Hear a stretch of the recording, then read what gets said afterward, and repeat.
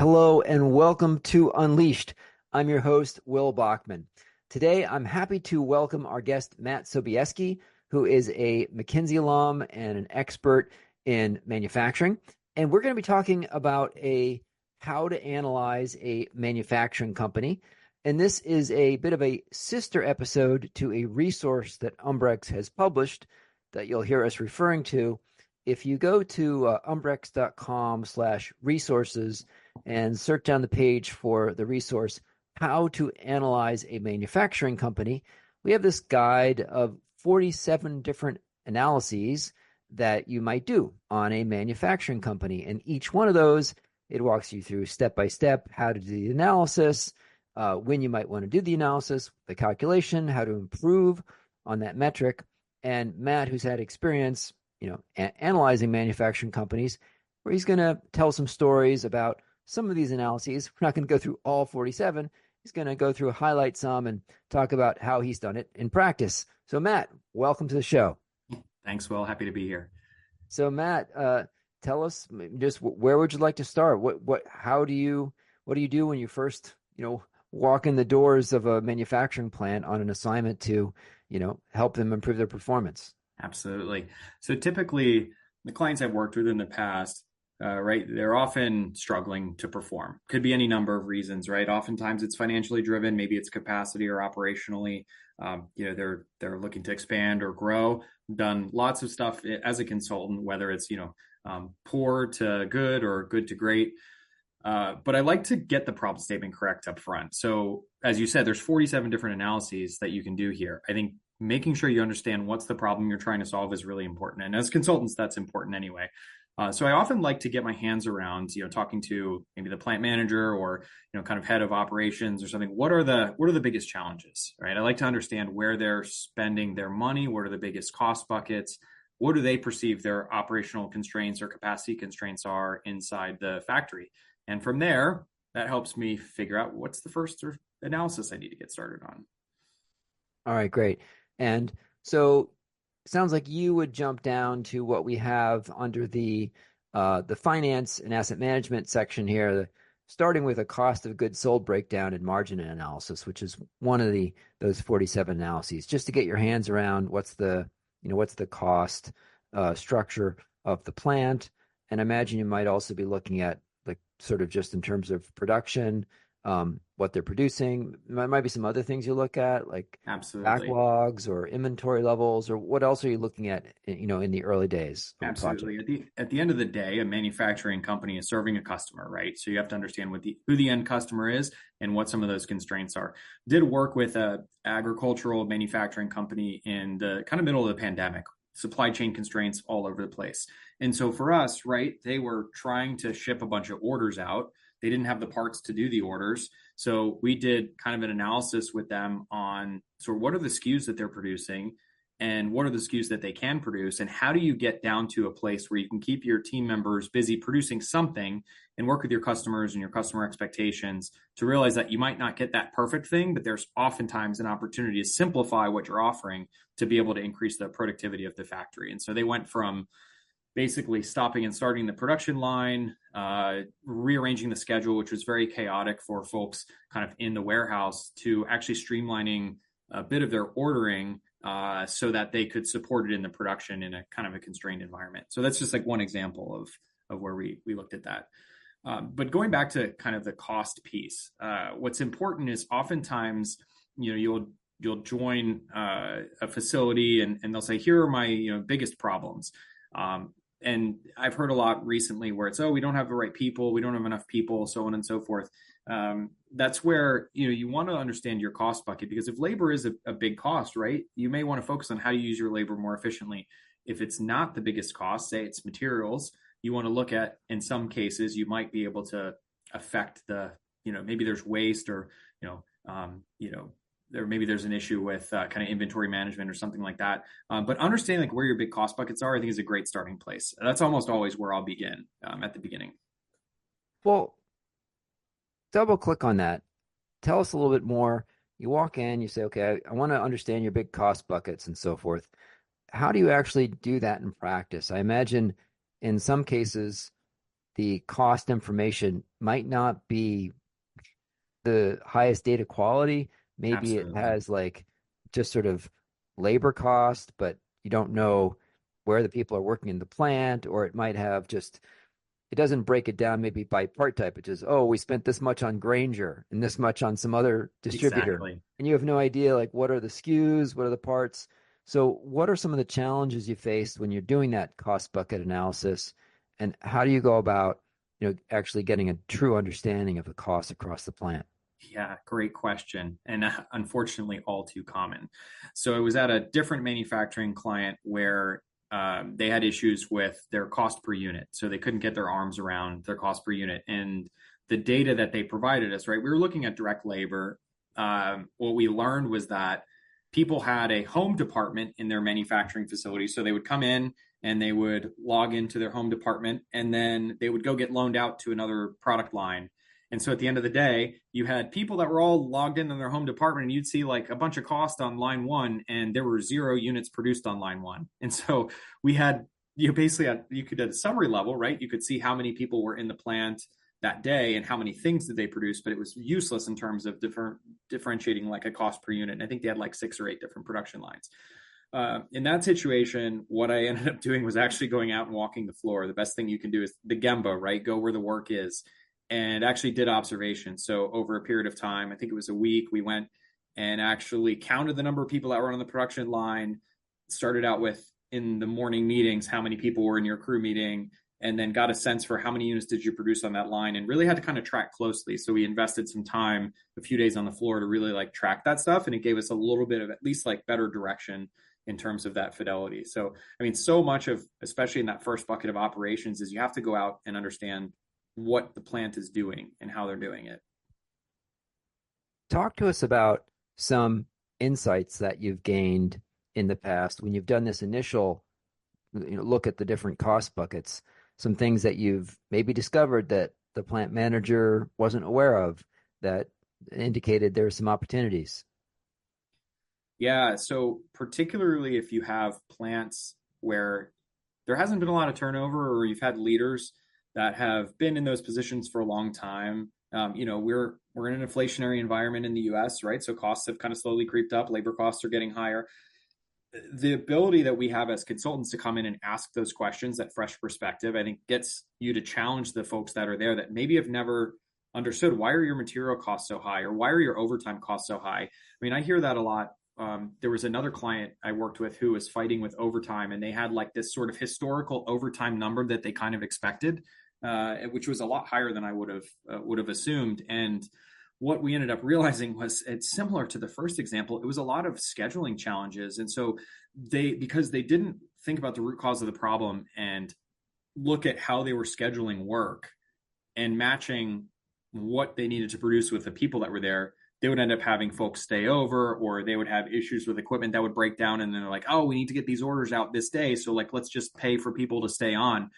And then you'd see people that were just standing around on the production line. And so that's an easy way to visually see that you're not using your labor productively. And so I find that oftentimes people are just blind to stuff that's right under their noses. And I was just talking to a colleague of mine earlier today who said, he can't get the plant manager to get out on the floor. Cannot stress the importance of, if you're running a plant, you got to get out there and see what's going on. And so oftentimes as a consultant, that was the value that I drove. Is I remember at that same agricultural manufacturing plant, I remember the plant manager at the time, said, hey, we have great morning production meetings, and, they happen every day. And I asked him, can I come to them tomorrow? And I did. And I showed up the next day, and none of the production meetings happened at 6 a.m. like he said they were. So you can bet the next day I said, why don't you come with me at 6 a.m. and then we'll go to the production meetings. And it was so simple, just getting him to show up earlier in the day and actually see what he thought was happening. And the fact is that people just weren't doing what they said they were doing. And they had the best of intentions, but right from the beginning, the plant didn't have a plan for how they were going to execute that day. And so all of the challenges that sort of snowballed after that were because they didn't have a good plan in the beginning. And again, that was just by me asking some open-ended questions and being curious about how things run. For us operations professionals, whether you've run a plant or not, or a production line, there's enough information out there to know, like, there's some fundamentals you need to look for, right? We should always have a plan for the day, and we should always have a plan for when we deviate from the plan, how do we recover? And so asking some of those questions goes a long way. I hope that answered it well. It did, yeah. So before we start recording, you were telling me that one analysis that you like to do is the OEE. I think it's overall equipment effectiveness. Exactly. Right? Which I know McKinsey loves. Tell me a bit about OEE. How is that calculated, and how have you used that analysis? Oh, OEE is fantastic. And one of the things too, which is kind of like a sister to that, is OPE, which is a great way to see kind of how people are using their time in a production facility. But OEE for me is a fantastic one, because oftentimes it's similar to when you think about the cost analysis in the beginning. It's sort of trying to understand where your loss buckets are in an operation, right? So say you have a piece of equipment like a press, worked with a client that had made automotive parts. So they had a number of presses, smaller and larger, and you could compare the performance of each press to one another and understand where there were presses that were performing better or worse. And for me, I remember that we were at one plant, I think in Michigan, and there were, I don't know, maybe like 10 or 12 presses in a line, large presses, and they had like another 8 or 10 small presses. And we could like look at basically the performance, and in some cases had to educate them on like what OEE was, because in this particular plant, there were industrial engineers that were tracking OEE and everybody knew about it, but they didn't really necessarily understand the components of it. And so there was a little bit of education, but then we could actually see that some of the equipment was performing better than other pieces of equipment. So then we go out to that underperforming piece of equipment and ask them some questions, right? So when you're thinking about OEE, right, you want to understand there's OEE1 and OEE2. I've heard it referred to sort of different things, but the big OEE, if you will, is thinking about like all the total hours in in the week.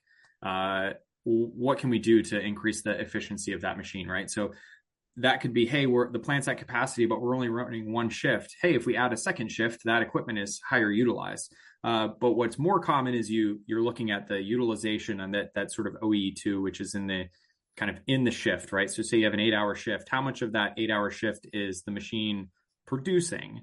And for the times that the machine is not producing, you have to get your arms around that to understand, well, what are the interventions that we might plan, right? Maybe it's a scheduling issue. Maybe it's a maintenance issue. Maybe it's a changeover issue. It could be any number of those losses. But until you get your arms around that analysis, it's very hard to recommend at a surface level what should you do to make that machine run faster or better. Yeah. So the way in our analysis that we lay out in the resource, right, is that just for listeners who haven't done this one before, is we define OEE as availability times performance times quality, right? So availability is you take the total number of the planned production time as minus any downtime divided by the total production time available. So if you have a 40-hour week, right? Let's say we're planning on running the machine for 35 hours. We could run it 40 because we have a 40-hour work week, but we're planning to run it one shift, 35 hours. But then we have it down for 5 hours. So you actually run it 30 hours out of 40, right? So that would be the first thing. So in that case, availability would be 75%. And then you multiply that by performance, which is if you were running in your ideal situation, how many units would you be producing? Like, let's say you normally produce 100 units per hour, but if you actually only produced 95 units per hour during the time that it was running, then you'd be at 95 out of 100 because maybe you weren't going as fast as you could. And then quality, you look at, okay, maybe 98 out of 100 units passed inspection, so then you'd have a 98% quality. And you multiply those three numbers together to say, we could have run 40 hours a week, run at 100% speed, had 100% good quality. That would be 100 OEE, but you have these losses that you're either attributing to downtime, or we didn't schedule it, or we weren't running it as fast as we could, or we had some quality issues. Absolutely. And well, on performance and quality too, I think some traps that people might fall into, performance in particular, ideal cycle time is something that you have to understand, right? How long should it take to produce a part, right? And I've been in situations where a operator might say, "Oh, this thing does 500 units an hour or something," and it's not the actual cycle time. It's sort of the target that they think that they can hit. There was a plant I was in where they actually just like built in a loss discount, and they're like, "Oh yeah, this machine capacity is 500 units an hour, but like we budget like 400, so that's the ideal cycle time." And I was like, "Nope, that's not. Like we need to actually calculate the correct OEE." And then on quality as well, this is really right first time. So even if you produce 400 units in your example, and 390 of them are right first time, but the other 10 you can rework and repair and they're still good, that's still 390 out of 400 units that you produced correctly, to make sure that you're taking the correct approach to this. And oftentimes if a client was giving me OEE data, I would go ahead and calculate it on my own and see how it compared against that, because there's a lot of times where people just don't do this correctly, or they were taught by somebody and never really understood the correct way to kind of learn OEE. And I was taught at McKinsey by experts who had done this their whole career, people that were manufacturers that understood everything there was about it. So I'm really appreciative of that, and it's something that you want to make sure you get right. Yeah, so this gives you a concept of how many units theoretically could we produce with this machine if it were running all the time at full capacity, not having any quality issues, and then of that, what fraction are we actually getting? Exactly. All right, so that's one that, and then let's talk about some others that you've found helpful, some other types of analyses that you are typically go to. You mentioned doing sort of identifying waste, sort of the classic 7 or 8 types of lean waste assessment. Absolutely, yeah. Identifying the 8 types of waste. I mean, for me, that's kind of almost a no regret. I cannot think of a manufacturing plant that I've been in ever in my career that hasn't had some type of waste to remove, right?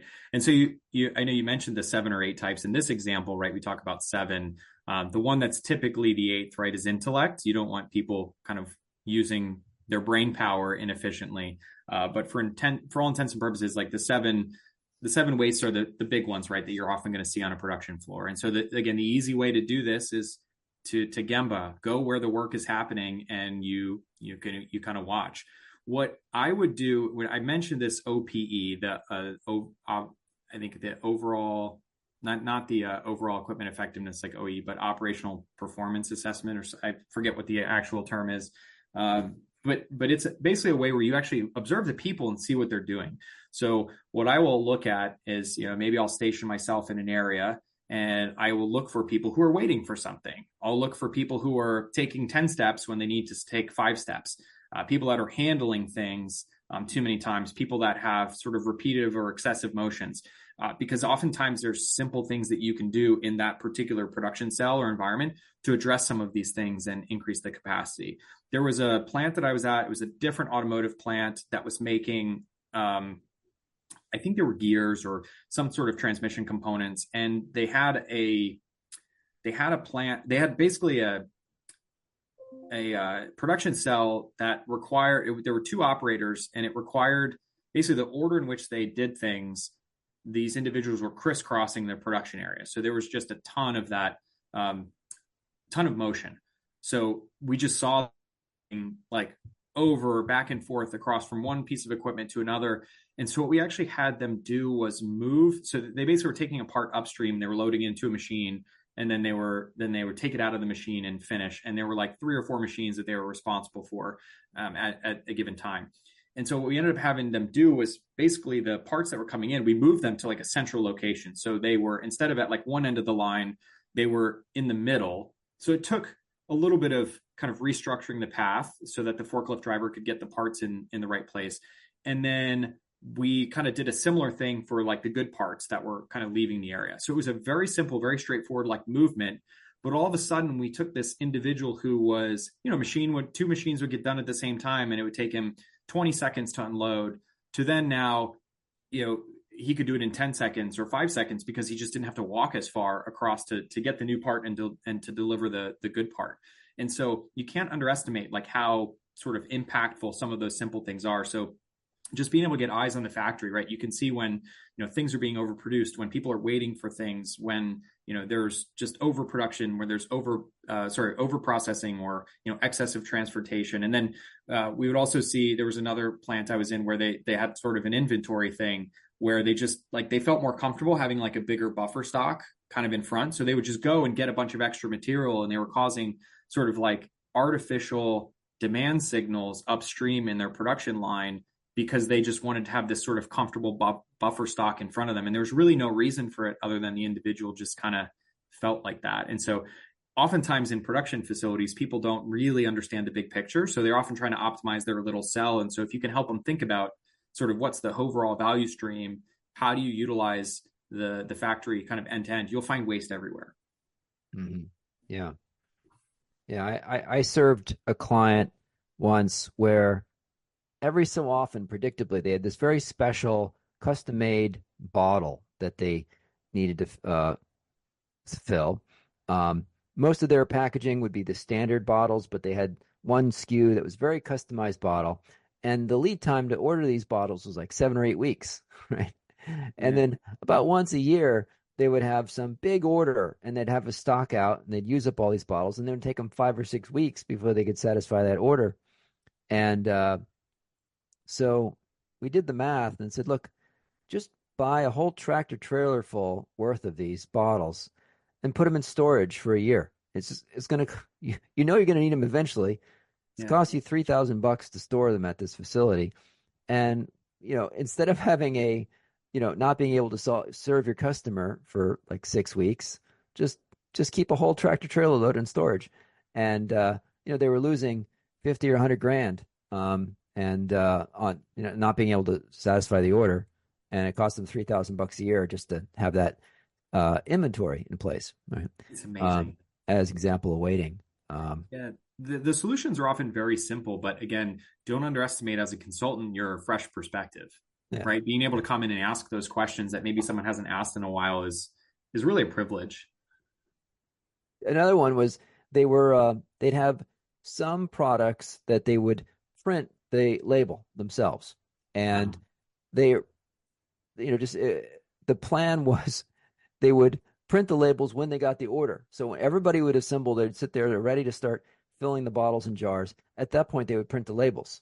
And so what we came up with is, how about we have labels printed ahead of time, and for all of the SKUs, and then when you need them, you pull one out, and it will be like a Kanban system where when you pull out a roll of labels, we will print a new one to fill the space. And that way people don't have to wait around for 2 or 3 hours for you to print labels. So we had a weekend long fiesta of printing labels, and then they never had to wait again. It's amazing, isn't it? And again, an unconventional solution, a very simple problem, right? But think about the cost of all that labor when they're standing around waiting for labels to be printed. And it's not always about labor costs, but we do want to be using everything efficiently, right? And that means your people. Let's talk about, we have a series of different supply chain and procurement analyses here, such as supplier risk and dependency analysis, supplier quality management, raw material sourcing, vendor managed inventory, program evaluation. Any of these analyses that you found helpful that you would like to illustrate? Yeah, so it depends on the situation, of course, but I actually found supplier risk and dependency was very important, particularly in the pandemic, right? Anyone that was working during, you're dealing with supply chain when, it was hard to get stuff through ports and all of that. I think years have gone by already, and I think there's been a little bit of that sort of fading off into the distance, but cannot stress the importance of managing risk in your supply chain, right? Because there's issues all the time that can pop up. I mean, just in the U.S. a few weeks ago, right, there was threatening the port strike, and I'm sure that sort of hit a nerve for people about managing risk. So I have found I did a lot of work in aerospace earlier in my career, and a bit when I was at McKinsey as well. And so oftentimes there's, especially in aviation, there's a sort of qualification process to get a part qualified by, say, the FAA or something like that. And so you might only have one company that's making, this part or this component. And we see lots of examples of it, right? Where, out in the world, particularly in aerospace, where you have maybe a single source supplier. So understanding basically like how big of a risk that individual supplier is to you, like helps you think about, do we order that buffer stock, right? Maybe that's a strategy, or do we proactively plan to onboard another, or do we build this capability in house? So when I think about, at the end of the day, not having parts from your supplier impacts your ability to deliver your product to your customers. So that for sure is something that I have used a lot, and not just in aerospace, but in other industries as well, because increasingly we're reliant on business partners to help us in the world of manufacturing today. Yeah, we've seen several projects at Umbrex of clients now doing more nearshore sourcing. There was a big wave where a lot of stuff got outsourced to China, and now there's a wave of efforts to try to diversify suppliers or bring them closer to shore. Mexico, for example, for U.S. manufacturing companies, so that you can try to reduce those risks of a disruption. Absolutely. What about any kind of technology and automation type analyses that you've done? So a few that we have listed on our set of analyses here are automation and technology integration analysis, tooling and machine setup time automation, equipment downtime tracking. A lot of technology and automation can be done to sort of visual management and measuring the speed of lines and counting units, and maybe alerts for low inventory. Talk to me about any kind of technology or automation analyses that you like to do. Absolutely. Yeah. Anytime you can eliminate that sort of single source of failure.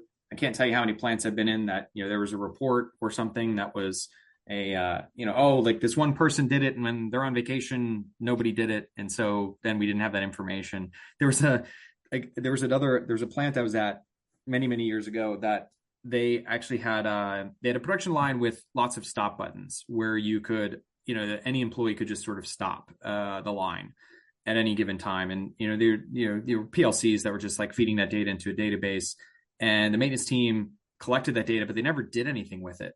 So one of the first things we did was, can we get this raw extract of the data and understand where and why your line's stopping and for what duration? And wouldn't you know, when we did a Pareto on it, there were 3 spots of like 40 spots on the line that stopped like 80% of the time. And so the first thing we did was go out and observe in each of those 3 areas what the heck was going on. And so when you think about like technology and automation, my goodness, maybe it was just a lot of the plants that I went to were poor performing plants, maybe plants that have been underinvested in. I think there's a lot of automation that's out there in manufacturing today. But for me, the biggest thing was there's a lot of data that we get that we're just not analyzing or using. And so when I think about like factory automation, like that's out there, like demand signals, when there's actually oftentimes equipment that is collecting data, that does have data. I mean, this production line was put in the 90s. And so they had PLCs like throughout. So these stop buttons were like, they were available and they were sending data. They were connected to the network. Just nobody was analyzing them. So understanding like equipment downtime tracking was huge, right? And then we had to do the root cause analysis. How do you understand what's driving these failures? And then, of course, you've got your like manufacturing cycle time reduction, any type of, we did talk a bit about demand signals, but and on lights, all of that stuff. And when we go up to OEE, right, we started with that. Oftentimes there's OEE data that's collected and maybe nobody's analyzing it. And so that's why I think it's really important to collect the data. And I think, old school manufacturing is probably going to be always a little bit behind in terms of data collection, but don't be surprised. There's a lot out there. And oftentimes people in the plants just don't know how to use it. What about in terms of other types of asset management analyses? You talked about make versus buy, CapEx effectiveness and equipment and technology, or life cycle management of your assets. Talk to me about those sorts of analyses.